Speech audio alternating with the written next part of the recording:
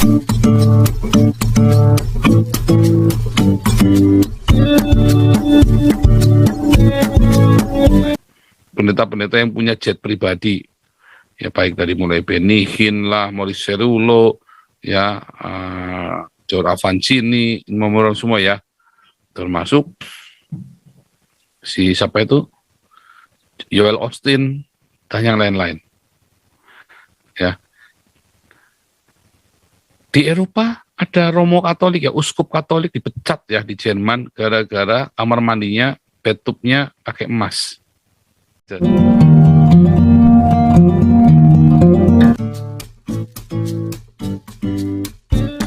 Firman Tuhan ini tadi ya saya ajari Ibu Yeti baca tiap hari. Bagaimana? Kenapa saya baca Firman Tuhan nggak dapat apa-apa, kering Pak, nggak ngerti apa-apa. Saya harus sekolah teologi, nggak akan tambah ngerti, tambah bingung iya. Ya, orang masuk sekolah teologi belum tentu tambah imannya loh, salah ya. Banyak orang masuk sekolah teologi ya malah murtad. Karena dia belajar teologinya buat ngetes Tuhan, buat cari-cari. Juga dia merasa lebih pinter daripada yang nulis Alkitab. Nah, tetapi kalau orang belajar firman Tuhan, walaupun dia seorang yang sederhana, tetapi dia langsung melakukannya.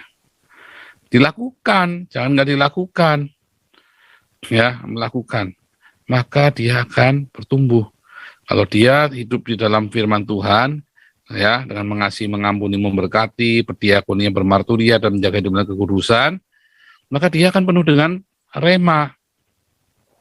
Kalau dia punya rema yang melimpah, nanti dia akan punya iman. Nggak bisa ditawar. Jadi nggak mungkin orang punya iman, tapi dia nggak suka firman Tuhan. Itu nggak mungkin juga. Dari mana dia punya iman? Itu semua berasal dari apa yang ditulis.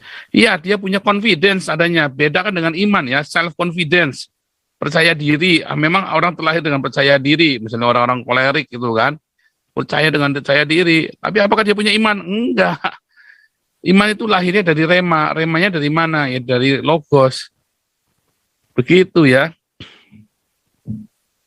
Iman itu enggak ujuk-ujuk. Ya, iman itu nggak ujuk-ujuk. Beda dengan percaya diri. Percaya diri itu bukan iman. Nah, orang sering campur baur, gitu ya. Jadi jangan salah. Nah, tadi Ibu Yeti sudah bagus ya tadi ya, sudah kita jelaskan tadi.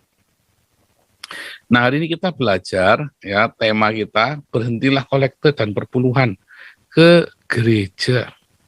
Mengapa? Karena kolektemu itu nggak akan berguna di sana. Berguna untuk memperkaya pendetanya. Lalu kolektenya berarti sesuatu? Enggak. Karena orang tidak akan diberkati dengan kolekte itu. Ya. Nah, akan saya mulai coba nih.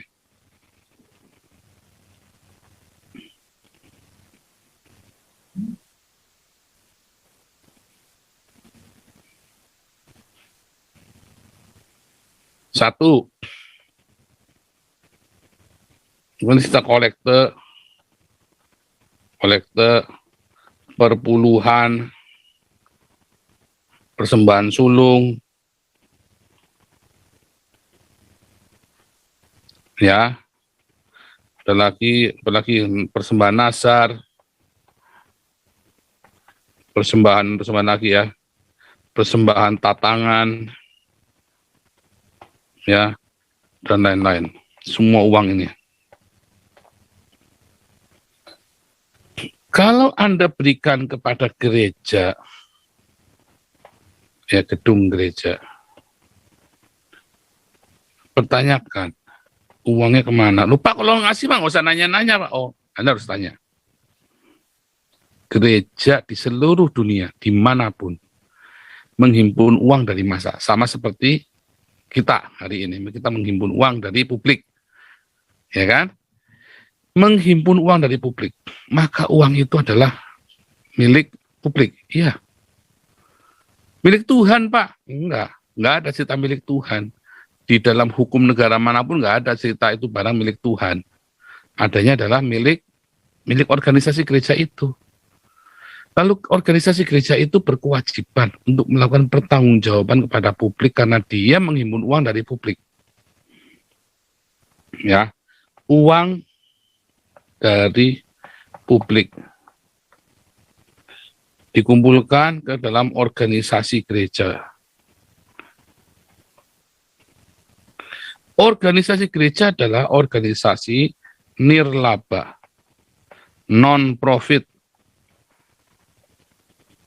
yang harus memberikan pertanggungjawaban kepada publik. Mengapa? Karena dia menghimpun uangnya dari publik. Gitu ya. Karena dia menghimpun uang dari publik, maka dia memberikan pertanggungjawaban kepada publik. Dan itu berlaku di seluruh dunia. Itulah sebabnya kita ingat ada seorang pendeta yang amat kaya raya yang namanya Kong Hee. Ya. Ada pendeta yang amat kaya raya yang namanya Kong Hee.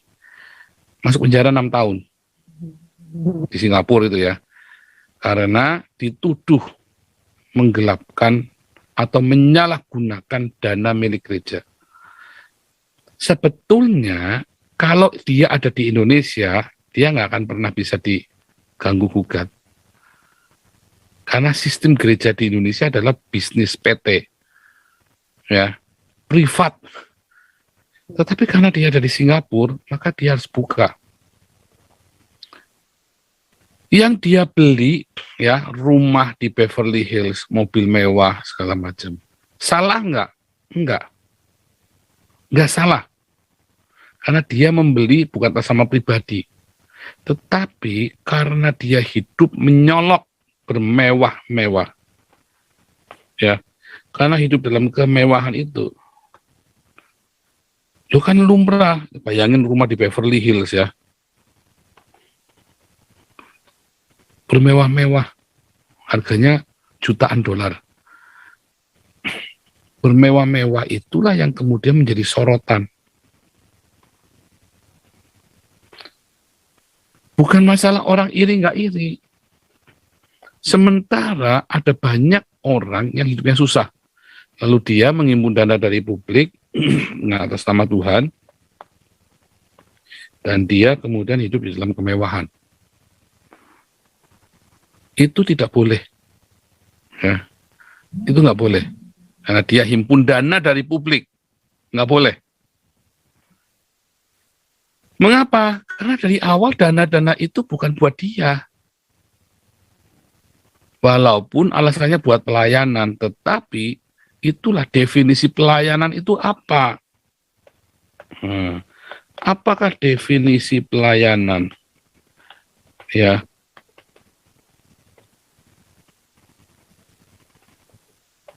Inilah yang menjadi masalah. Oh, pelayanan adalah ya gedung gereja yang mewah, gedung dan panggung mewah,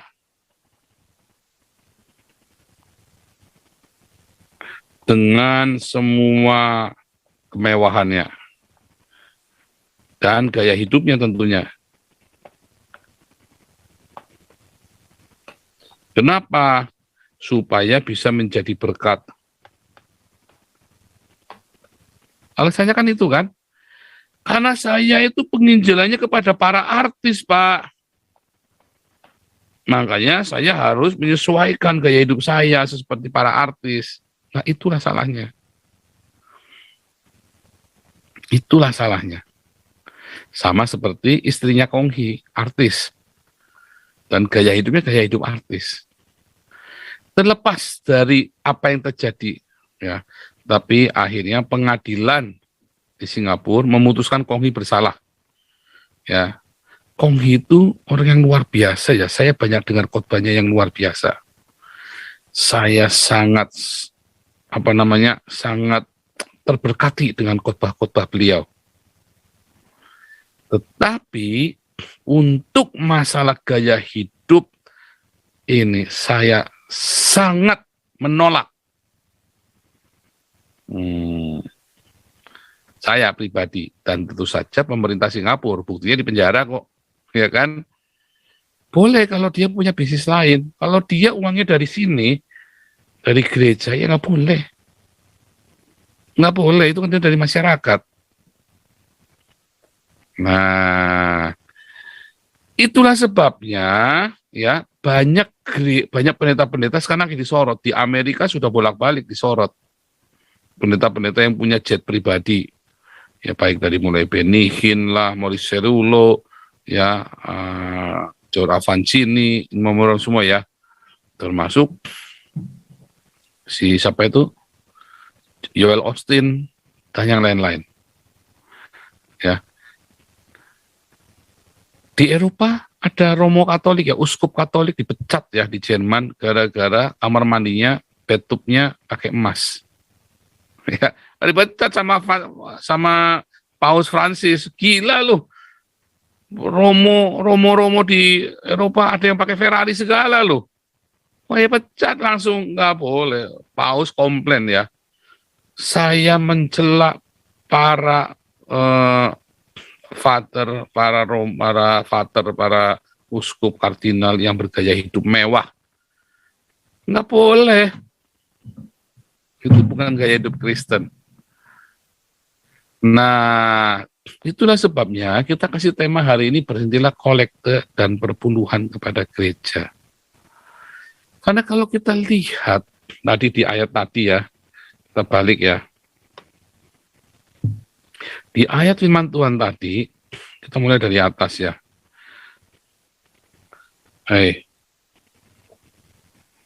Terus benar ya.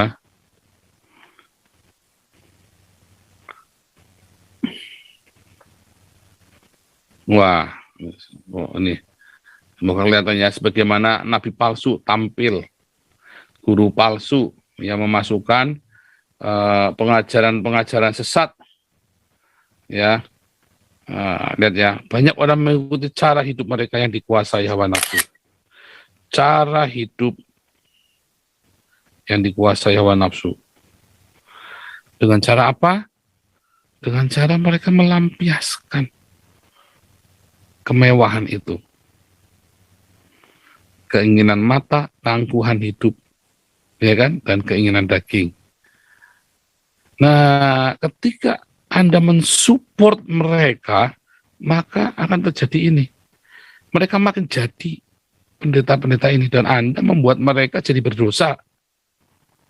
Anda ingat patung lembu emas, ya?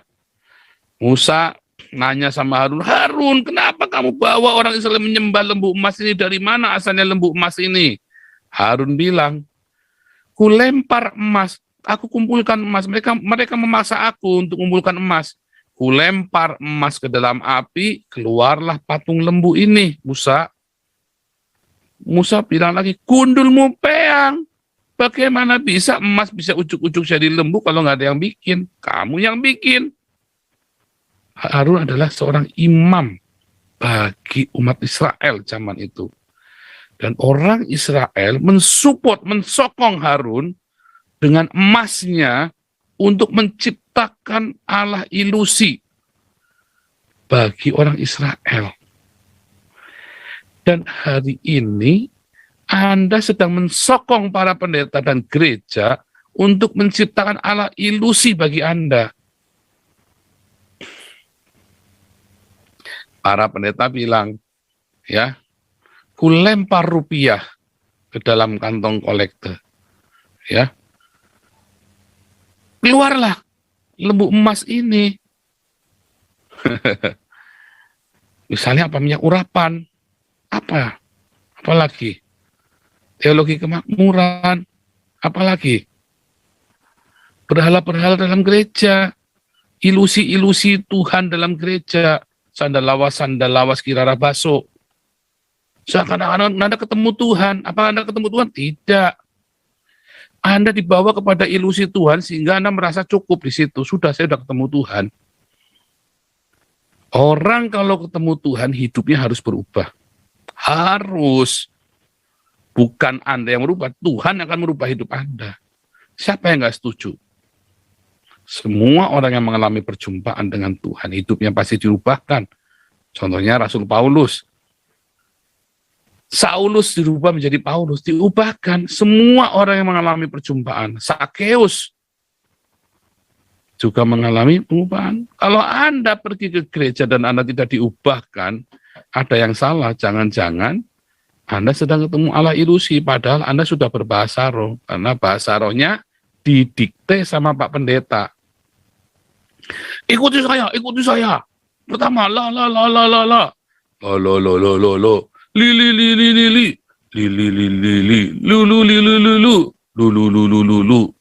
Nah, jadilah sakale sikile sekelen sandale saka salat subuh sandale selan siji. Jadi begitu saudara, jadilah bahasa roh. Diikutin.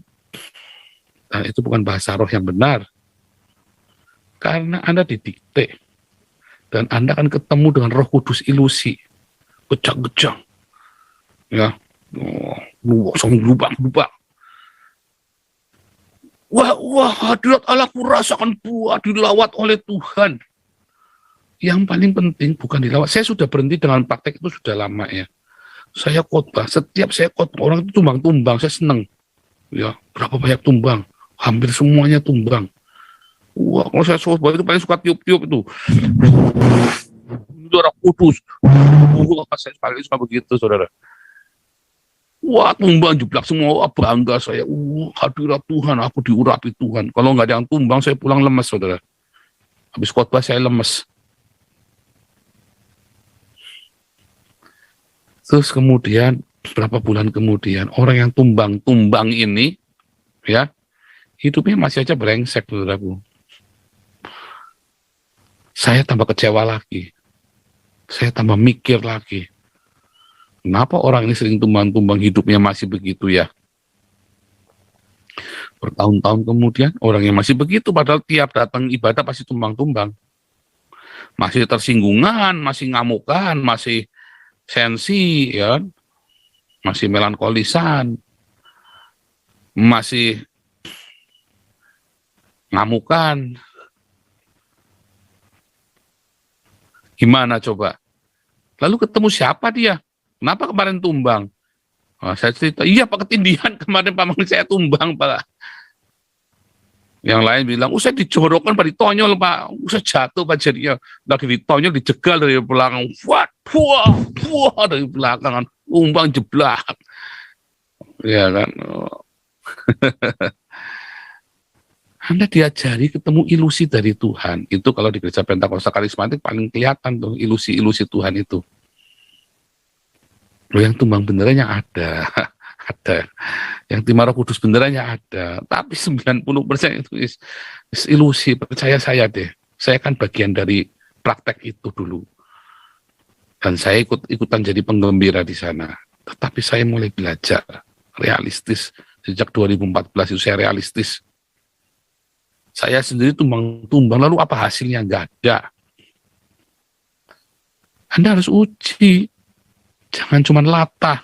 Masalahnya Anda punya berani nggak? Punya nyali nggak buat uji kan? Kalau saya, kolor kehidupan saya sudah saya tarik 7 kali, sampai putus pokoknya. Oh, ya kan? Cukup 7 kali kan sudah banyak. Tak coba kalau saya. Lalu hasilnya apa? Anda harus jujur. Kalau Anda nggak jujur, Anda nggak dapat apa-apa. Terus buat apa? Itu kan? Kayak jujur. Karakternya nggak berubah. Ngamukan iya. Masalah tetap ada. Nah, akhirnya saya ngalami perjumpaan dengan Tuhan. Saya diajar sama Tuhan ya banyak. Untuk realistis. Tuhan kan begini-begini. Siapa bilang? Tadi ya, siapa tadi yang bilang ya tadi? Siapa bilang ayatnya bunyinya nggak begitu loh? Ayatnya bunyinya nggak gitu, jauh sekali. Nah, itu dia. Oh, bahasa roh ada 2 macam, Pak. Ya, ada yang glosolali, yang satunya gelali, satunya glosolali, Pak. Bahasa roh itu ada 2 macam. Waduh, salah, ada 7. Ya, Jerman kuno, Jawa kuno, Inggris kuno, bahasa Cina kuno. Ngartinya nggak tahu semua. Pokoknya bunyi ya. Hati-hati. Saya nggak menghina, saya pun berbahasa roh. Cuman saya bilang hati-hati. Jangan ketemu ilusinya, jangan ketemu dengan ilusi Tuhan, patung lembu emas yang diciptakan oleh para pendeta di dalam gedung gereja. Karena Anda sendiri yang minta mereka. Anda tahu nggak, dalam dunia marketing, orang Indonesia itu paling suka dibohongin. Kalau Anda jujur sama orang Indonesia nggak laku. Contoh, Anda kalau jual barang bagus, ya, dusnya itu pakai dus coklat. Laku nggak? Enggak. Anda jual barang jelek, dusnya yang cantik sekali. Harga dusnya saja mungkin lebih mahal daripada isinya. Laku keras. Karena orang Indonesia itu suka dibohongin. Ya kenapa? Ya empuh, ya kenapa? Karena sudah ada cengkraman framing-framing dari The Crescent Moon itu tadi. Roh bulan sabit itu agama Babel. Anda suka dibohongin. Dari mana ya? Kenapa bisa begitu? Ya Anda tanya, kenapa aku lebih suka dibohongin? Anda mensupport kebohongan-kebohongan itu. Semua jenis bentuk, acting dan semua jenis bentuk akrobatik di dalam gereja itu. Sehingga Anda nggak diberkati. Anda habis banyak, nggak diberkati, akhirnya Anda malah ngutukin Tuhan. Anda kecewa. Kalaupun Anda tidak ungkapkan dalam mulutmu, dalam hati Anda sudah kecewa. Dalam hati Anda sudah mengutuki, sudah nggak suka. Akhirnya Anda menjadi orang-orang yang munafik. Anda tidak mendapatkan apa-apa. Tidak mendapatkan keintiman dengan Tuhan. Anda tidak menemukan Tuhan yang sejati. Anda menemukan patung lembu emas yang Anda sembah dengan lulu lili tralala trilili itu. Itu bagi yang gereja Kristen karismatik dan Pentakosta. Bagaimana dengan yang GKI, GKJ, HKBP dan orang-orang Presbyterian lainnya, termasuk Katolik? Kalau Katolik paling gampang ketemu patung, rasanya sudah ketemu Tuhan. Romonya juga nggak mau jelasin yang kurang ajarnya kan. Nah, kalau Romo-Romo yang ngerti dia jelasin satu-satu. Ini hanya sebuah image supaya kamu bisa konsen. Apalagi kalau orang bekas orang kelenteng kan bingung kan. Tetapi akhirnya karena nggak diajari lebih dalam lagi, ya dulu ya sepupu-sepupu saya itu yang sampai patungnya itu dikembangin, coba dikeramatkan, coba bayangin. Kan kelewatan. Padahal pun disembah patung itu sebagai imaging, visualisasi untuk mereka bisa menolong iman mereka yang lemah, memvisualisasikan tentang keberadaan dari Tuhan itu. Tapi romo-romonya malas ngajarin. Akhirnya terjadi orang-orang Pentakosta karismatik bilang orang Katolik sesat nyembah patung. Orang Islam juga bilang ini orang Katolik nyembah patung. Nah, orang Katolik ya juga berpikir, saya sedang menyembah Yesus. Nah, tambah salah lagi kan, saya sedang menyembah Maria. Ini Tuhan ini. Ya, tambah salah, nggak dijelasin. Romo-romonya malu. Ya kan nanti ada di kelas ini Pak, pendalaman Alkitab. Enggak semuanya ikut. Nah, itulah repotnya. Karena gereja-gereja, enggak yang Katolik, enggak yang Kristen, Protestan, enggak yang karismatik, itu malas menjelaskan dengan kebenaran. Apalagi kalau kolektornya banyak.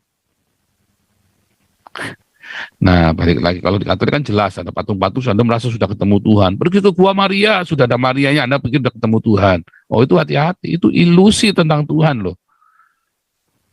Saya tidak menyalahkan bikin patung Maria, nggak ada yang salah dengan bikin patung Maria, bikin patung Yesus. Yang salah adalah ketika Anda menganggap bahwa itu, melalui itu Anda ketemu Tuhan. Oh, itu yang salah, bukan patungnya yang salah. Ya. Nah, kemudian bagaimana orang GKI, GKJ? Ya kalau Anda sudah rakaatnya genap, liturginya genap, ya nyanyi, ya 3 lagu, ya kan, jangan liturginya jelas, pendetanya jelas, pulang Anda sudah merasa Kristen, sudah ketemu Tuhan. Salah juga, hati-hati. Salah juga. Itulah patung lembu emas yang Anda semua bangun, yang dibangun oleh para imam-imam, oleh para pendeta, para romo. Wah, serem saudara. Dan itu ada support tiap minggu dengan persembahan kolektor perpuluhan Anda. Pendetanya kemudian melampiaskannya dengan hawa nafsu. Lalu dengan serakah, karena serakahnya itu guru-guru palsu itu berusaha mencari untung dari kamu dengan cerita-cerita isapan jempol. Bikin, wah, tiap minggu, wah, panggil pendeta sana, pendeta sini, khotbah kesaksiannya miliaran terus ceritanya, dapat duit miliaran. Full timernya gereja itu tetap kere. Berarti nggak punya iman dong. Full timer ini tiap hari di gereja full timer tapi nggak punya iman. Yang sana datang, setiap kali orang datang cerita miliaran, ini sudah 30 tahun jadi full timer tetap kere. Ya repot. Begitu ya. Nah, itulah cita-cita isapan jempol. Kota katik gatuk lama-lama gatuk. Ya, digatuk-gatuknya lama-lama gatuk. Ya, hamba-hamba Tuhan, Anda akan dihukum loh. Anda memanipulasi jemaatmu. Anda mengatasnamakan Tuhan, lalu kumpulkan dana, jemaatnya kemudian yang susah. Anda jangan sampai ngasih perpuluhan di gereja, ngasih kolektor ke gereja, orang tuamu terbengkalai lo. Hati-hati lo. Ya, hati-hati lo. Anda berdosa besar kepada Tuhan dan kepada orang tuamu. Pelihara orang tuamu dulu, baru kamu kasih kolektor perpuluhan. Kalau mau kasih kolektor dan perpuluhan. Tapi jangan Anda berikanlah kemana? Bukan ke gereja, tapi bahkan dari zaman perjanjian lama, kolektor perpuluhan itu sepertiga untuk imam, sepertiga untuk bait suci, sepertiga untuk fakir miskin. Apakah sepertiga dari pengelolaan gerejamu untuk fakir miskin, keuangan itu? Anda amatin, itulah yang harus diaudit di publik. Yang sepertiga untuk memelihara para imam di gereja itu. Dari mulai pendetanya, gembalanya, full timernya, juga termasuk orang-orang yang tiap hari datang layani di situ. Gitu. Sepertiganya untuk merawat gedung, sewa gedung. Bagi tiga itu, ya.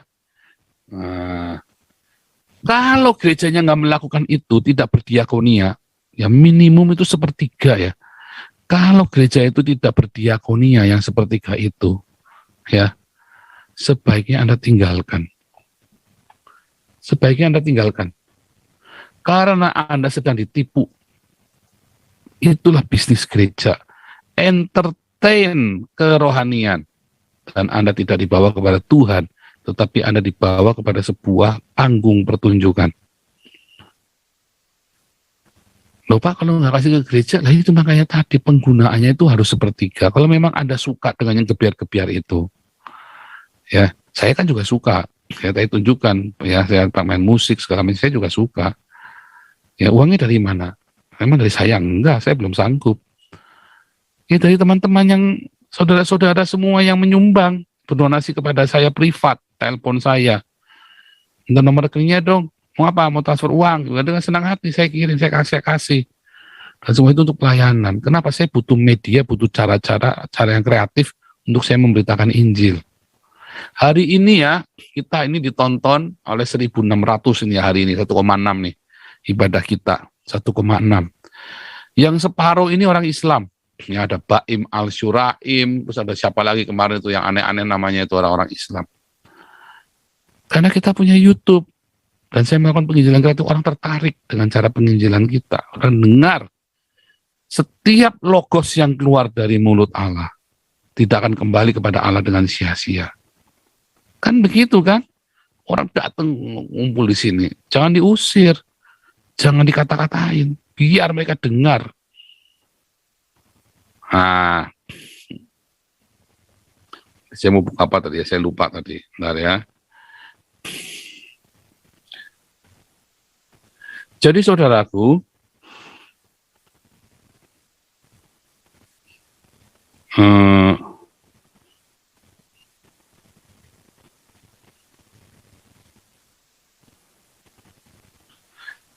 perpuluhan itu digunakan untuk tiga. Satu untuk dibagi para imam, dua untuk perawatan bait suci, ketiga untuk para janda anak yatim orang asing.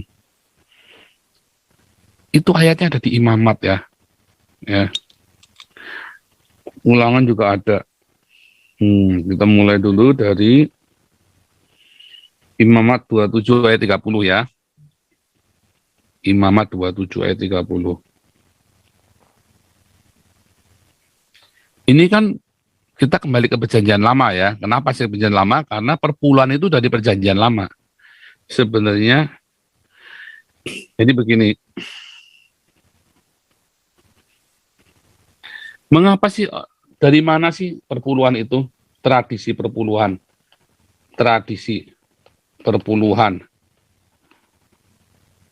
persembahan sulung, dan sebagainya. Ini berasal dari perjanjian lama. Itulah ironiknya. Ketika Anda ingin melakukan perjanjian lama, Anda harus sunat dulu. Tanpa sunat, nggak berlaku. Galatia 5. Kalau kamu disunat, maka kamu harus melakukan seluruh hukum Taurat. Ya kan? Ini kan bagian dari Taurat. Yesus ngajarin perpuluhan? Enggak. Para rasul ngajarin perpuluhan? Enggak. Tetapi para pendeta ngajarin perpuluhan, persembahan sulung, dan sebagainya dari perjanjian lama. Maka dia harus disunat. Dan dia harus menggunakannya dengan benar. Apa itu? Ya kan? Satu. Nah, tadi di dalam Imamat 27 ayat 30. Penggunaannya itu ya, Imamat 27.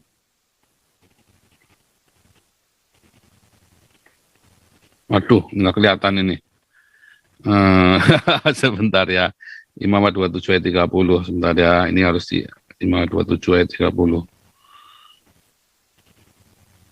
Oh, nggak kelihatan ya.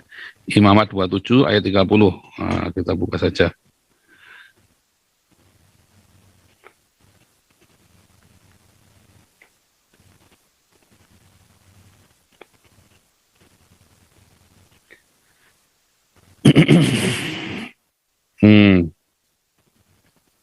Demikianlah segala persembahan persepuluhan dari tanah, baik dari hasil benih tanah maupun dari buah-buahan adalah milik Tuhan.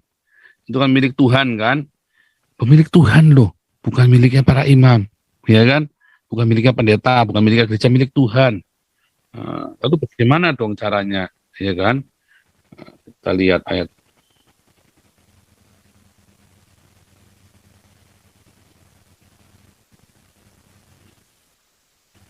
di dalam Ulangan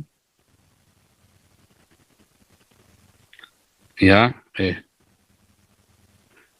Ulangan 26 ayat 12. Ya, Ulangan 26 ayat 12.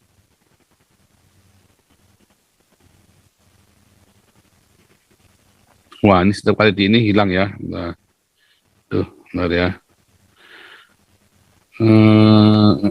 Caranya Ulangan 26 ayat 12 ya.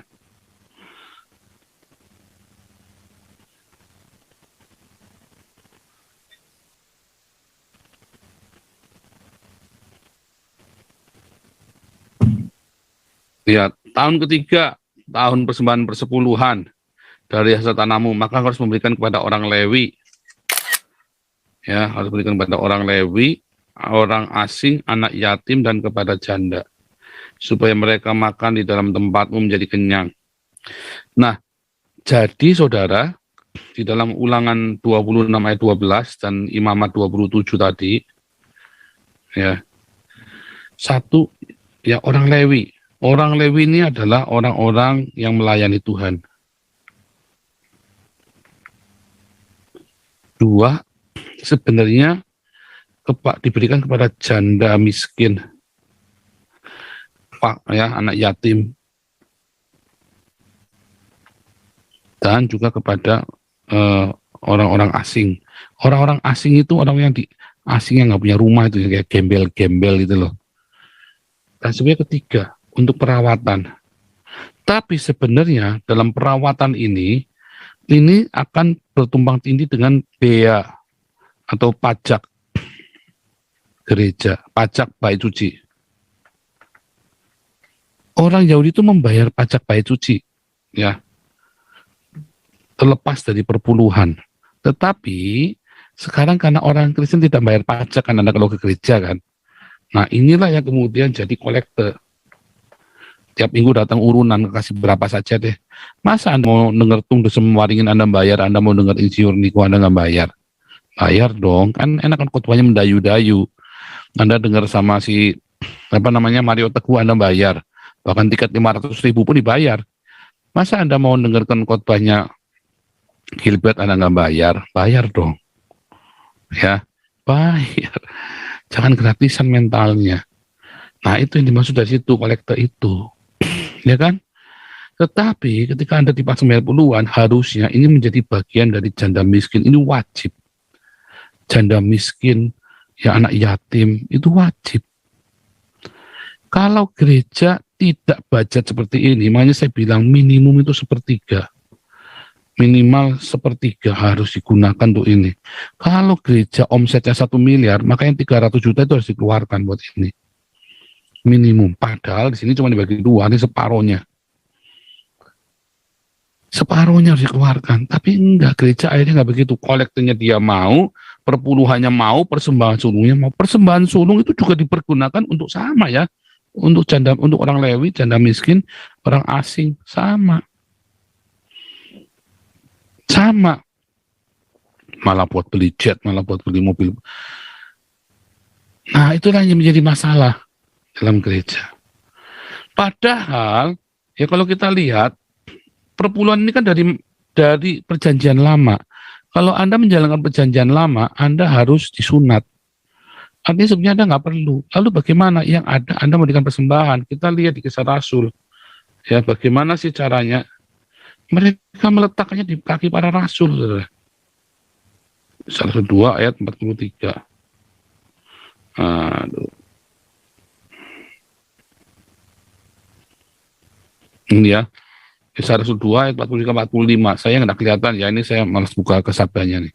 Maka ketakutlah mereka semua, ayat 44.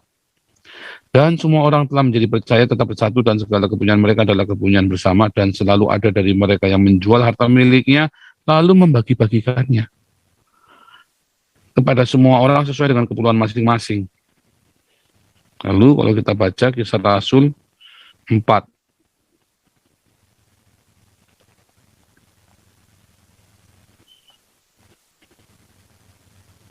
Kisah Rasul 4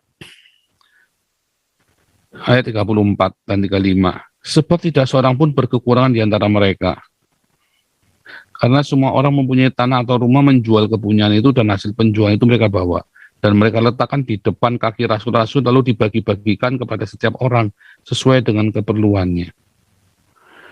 Jadi uang itu kalau mau dibawa kepada gereja, yaitu para rasul tadi kan, gereja kan, bukan perpuluhan, tapi semua yang Anda mau persembahkan persembahan kepada kaki para rasul, lalu para rasul ini atau para pemimpin gereja harus membagikan kepada jemaat. Itu yang benar. Kalau tidak dilakukan, berarti gereja itu korup.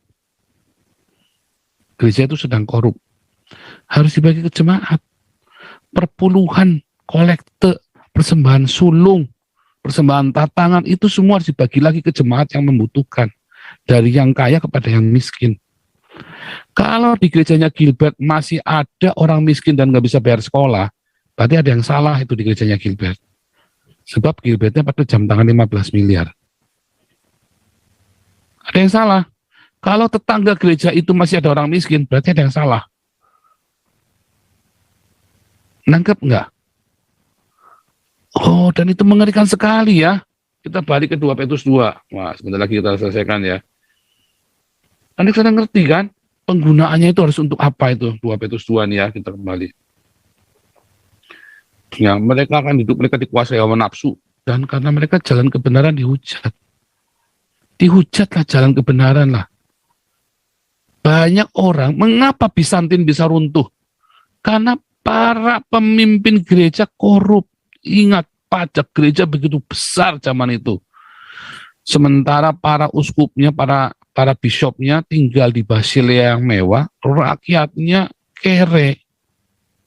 Nah ini sekarang terjadi lagi. Ya, di zaman abad ke-21 ini di gereja-gereja. Pendeta-pendetanya hidup mewah, jemaatnya hidupnya kere. Dan Anda ditakut-takuti kalau tidak perpuluhan masuk neraka. Salah. Kalau Anda perpuluhan dan dikasihkan kepada pendeta itu, Anda bisa masuk neraka juga loh. Kebalik, justru Anda kalau kasih perpuluhan ke gereja itu Anda bisa masuk neraka loh. Mengapa? Karena Anda akan dihipnotis oleh pendeta itu, Anda kasih uang Anda ke sana, dia cerita yang mendayu-dayu, ajaran yang begitu heboh, Anda disuruh cium sepatunya, Anda disuruh macam-macam ya, yang aneh-aneh, disuruh ngikutin bahasanya mereka yang aneh-aneh, yang konyol-konyol itu, dan kemudian Anda diterjerumuskan, Anda disuruh bayar ke gereja kalau nggak masuk neraka, dan Anda takut, sehingga Anda kudu bayar ke gereja. Salah. Anda akan masuk neraka. Nanti Harun bilang, kulempar emas, keluarlah patung ini tuh Musa. Kulempar emas, keluarlah patung lembu emas. Kau kirim kolekte perpuluhan, persembahan, sulung, tatangan, segala macam, jadilah Allah ilusi bagimu. Dan kau tidak bertemu dengan Allah yang sejati. Anda bertemu dengan ilusi, oh hati-hati. Dan karena serakahnya guru-guru palsu itu akan mencari untung dari kamu dengan cerita sama-sama mereka, untuk perbuatan mereka itu hukuman telah dekat. Sebab jikalau Allah tidak menyayangkan malaikat-malaikat berbuat dosa, tetapi melempar mereka ke dalam neraka, dengan demikian menyerahkan ke dalam terus ya, itu sudah terjadi ya. Serem ya. Lihat, ceritanya Sodom dan Gomora loh, kemewahan hedonisme ya. Ceritanya, jikalau Allah membinasakan kota Sodom dan Gomora, itulah cerita tentang hedonisme di kalangan hamba-hamba Tuhan, dan Anda menjadi penyokongnya.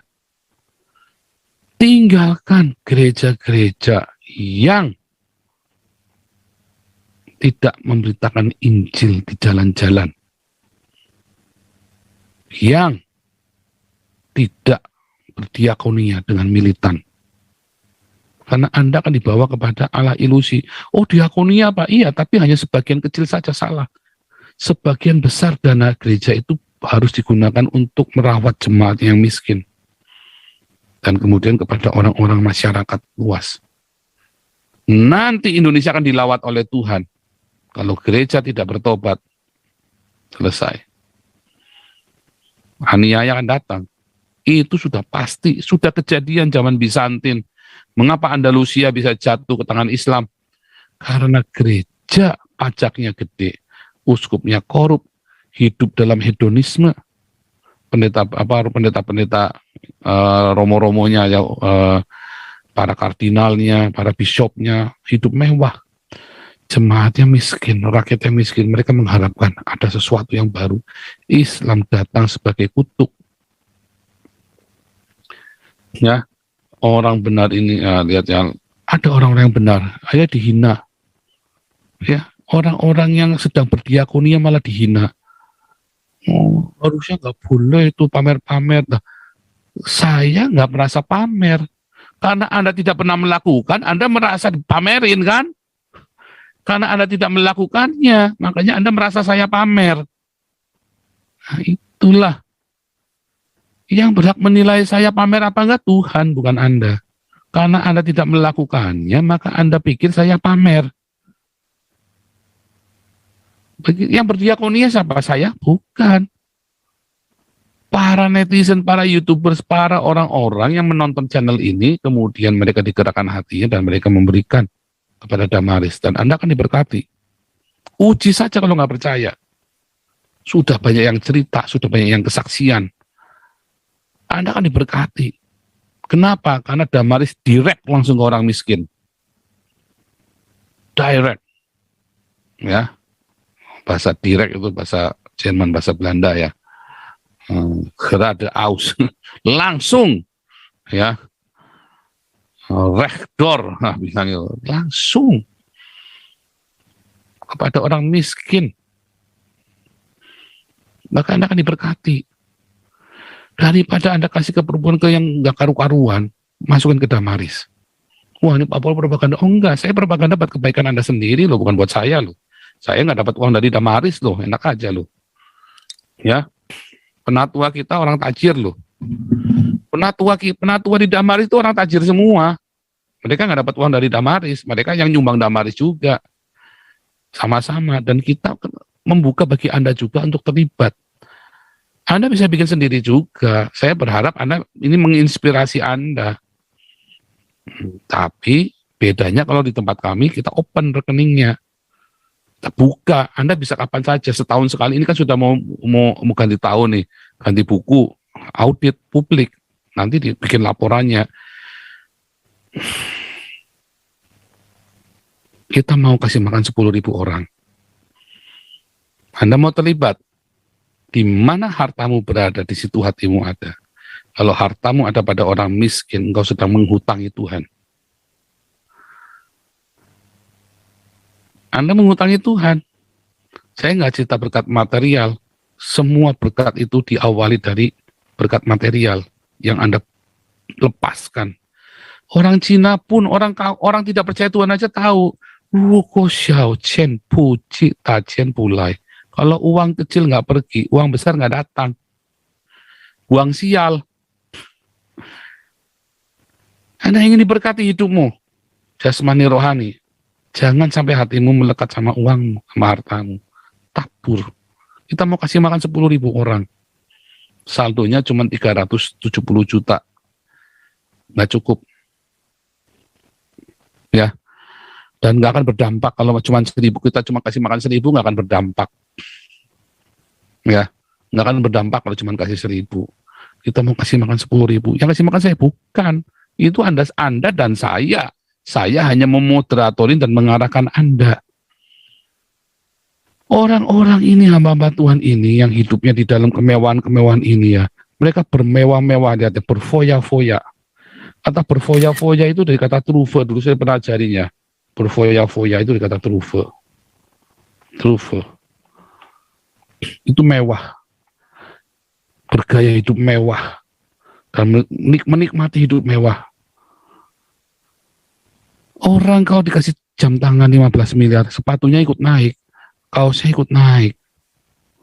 Masa jam tangannya 15 miliar naiknya pakai Avanza, jangan dong, kebanting.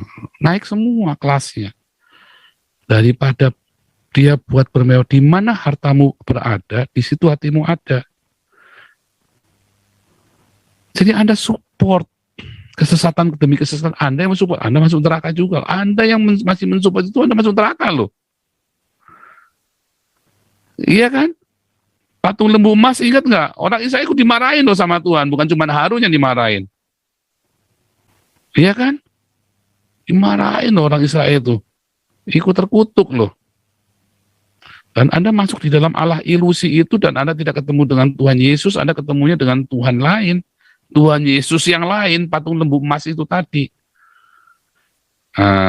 Truve, bermewah-mewah. Kalau pendetanya bergaya hidup mewah, bagaimana jemaatnya? Makanya pendeta-pendeta yang pakai jam tangan miliaran bertobat. Pendeta-pendeta yang pakai barang-barang mewah bertobat. Berhenti. Karena Anda sedang memberikan teladan yang tidak baik. Saya termasuk orang yang dulu kagum dengan barang-barang mewah, pendeta yang pakai barang. Itu salah satu tujuan. Kemudian Tuhan ajari saya. Tuhan murnikan hati saya dengan masalah integritas, kredibilitas. Saya baru ngerti. Dan saya kemudian diberkati dengan luar biasa setelah saya ngerti. Pelayanan itu bukan di gedung gereja ya, Anda salah. Gedung gereja itu Anda bukan melayani Tuhan, Anda melayani jemaat. Melayani Tuhan yaitu ketika Anda ngasih makan orang miskin, itu melayani Tuhan. Semua yang kamu lakukan buat orang yang paling hina ini, kamu melakukan untuk aku. Tapi kalau kamu sedang petakilan, lagi jumpalitan di panggung gereja, Anda lagi jadi artis, selebritis, yaitu pernah ada istrinya hamba Tuhan. Kita lagi pelayanan sama-sama. Ya, kamu mesti tahu diri. Oh, ini kan suamiku, ini kan selebritis. Saya bilang, Bu, suami ibu itu hamba, sama seperti saya. Marah dia. Langsung musuhan sama saya. Ya terserah. Salahmu sendiri, marah. Akhirnya ya itulah, gaya hidup selebritis. Di mana hartamu berada, di situ hatimu ada. Di mana kamu suka ini, oh hati-hati. Kamu akan dibuang. Tuhan saja tidak menyayangkan malaikat-malaikatnya yang melanggar batas-batas wilayah mereka. Kita ini hamba, bukan bos. Kita ini hamba, jongos, nggak layak kita pakai barang mewah. Nggak layak. Sekalipun kita melimpah, tetapi banyak orang yang membutuhkan yang harus kita beri melalui Damaris ini. Ayo, militan, kita support Damaris. Kita support, karena kita mau habis-habisan benar-benar untuk Indonesia, kasih makan Indonesia, supaya ada lawatan Tuhan di Indonesia.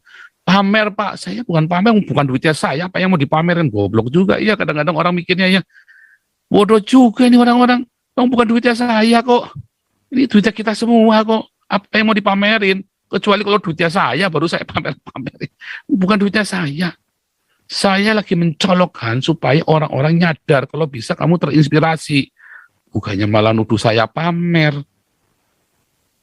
Justru hati-hati Anda yang penganut gereja-gereja yang pendeta-pendetanya pakai jam tangan 15 miliar. Hati-hati, Anda kan tidak dibawa kepada Tuhan. Anda akan dibawa kepada ilusi Tuhan. Dan Anda tidak akan pernah ketemu Tuhan. Dan Anda nggak pernah selamat, nggak pernah lahir baru. Lahir baru ciri-cirinya, jiwa-jiwa dimenangkan dan karaktermu dirubahkan. Galatia 5 ayat 23, Matius 28, dan Anda rajin dengan antusias berdiakonia, Matius 25. Hati-hati ya. Gereja itu bukan gedung dan organisasi, walaupun kita Hagios Internasional punya organisasi dan punya gedung. Ya, sewa, bukan punya sendiri. Untuk kalau kita ada ini, nanti kita rencana kita mau bikin KKR ya untuk di sini, karena sedang ada terjadi ini ya, kita sedang melawan yang namanya antroposofi ya, di Eropa ini lagi hebat, seperti seorang sains ya yang menggugat agama. Hal itu lawan kita. Saya sedang bikin kafe apologetik ya, saya sedang ajak Pak Alengso untuk gabung ya, karena Pak Alengso ini kan sering ikut debat di Facebook dan di ini kan. Saya lagi ajak Pak Alengso buat gabung di kafe apologetik ini. Nanti Pak Alengso ini kita lagi mau bikin kafe apologetik ya, nanti kita siarkan live nanti. Ya, kita siarkan live. Nah, itu tadi saudara. Jadi hari ini saudara, Anda putuskan, Anda mau berikan hatimu di gedung gereja supaya Anda bikin patung lembu emas di sana, supaya pengelola gereja itu bikin patung lembu emas buat Anda, atau Anda mau investasi hatimu di sorga. Damaris ini adalah satu trigger untuk inspirasi Anda bisa bikin sendiri. Kalau Anda nggak bisa bikin sendiri, kasih aja ke Damaris, gampang. Kalau mau jadi diaken, karena kita butuh sekali buka-buka baru, terutama di kota besar Jakarta. Ya, di Jakarta kita butuh ya mobil banyak sekali. Yang di Jakarta, Surabaya. Nah, Surabaya buka lagi secepatnya. Ya, Surabaya harus buka lagi secepatnya. Ya, Surabaya, Jakarta, Bandung. Ya, Bandung, Ibu Joan dan tim sudah luar biasa sekali ya. Nambah pelayanan penjara sekarang. Kita butuh 10.000. Ya, itu wahyu dari Jibril ya, 10.000. Angka psikologis Indonesia 10.000. Karena kita butuh dana yang besar luar biasa. Kita sudah masuk ya melalui Pak Apolinaris juga pelayanan penjara. Pak Apolinaris jadi berkat di dalam penjara. Di mana hartamu berada, di situ hatimu ada. Itu firman Tuhan. Ya, kalau hatimu ada pada gedung gereja, maka engkau sedang menciptakan patung lembu emas. Kalau hartamu ada pada orang miskin yang lapar, hatimu ada di surga. Tuhan tidak suruh kasih kail. Nggak ada pengajaran di Alkitab, beri dia kail. Nggak ada. Beri dia ikan. Anda mau belajar firman Tuhan apa mau belajar filosofi Cina? Filosofi Cina kan beri dia kail. Makanya orang Cina ribut sendiri kakak beradik. Beri kail soalnya. Beri kail malah kailnya buat nyapetin kakaknya. Kan kurang ajar kan. Nah, beri dia makan. Suruh dia usaha sendiri. Beri makan. Tapi kamu usaha sendiri. Diajari dia dignity. Bukan harga diri, dignity. Bahwa dia, saya harus makan, saya harus bangga, saya harus berdikari. Kiranya rema dari Tuhan Yesus hari ini menyadarkan Anda, mempertobatkan banyak orang, dan hamba-hamba Tuhan yang mendengar cukup pedas dan pakai rujak dan dijamin kejang-kejang. Haleluya. Kalau Anda dengarkan, Anda akan terasa dan Anda menikmati yang pedas-pedas itu enak dan menagih. Ketagihan. Haleluya. Dan Anda akan diberkati kalau Anda melakukan. Berbahagialah orang yang mendengar firman Tuhan dan melakukannya. Ya, Tuhan Yesus memberkati. Luar biasa nih. Kita agak panjang ini ya, firman Tuhan hari ini ya, 1 jam nih. God bless you. Sebentar.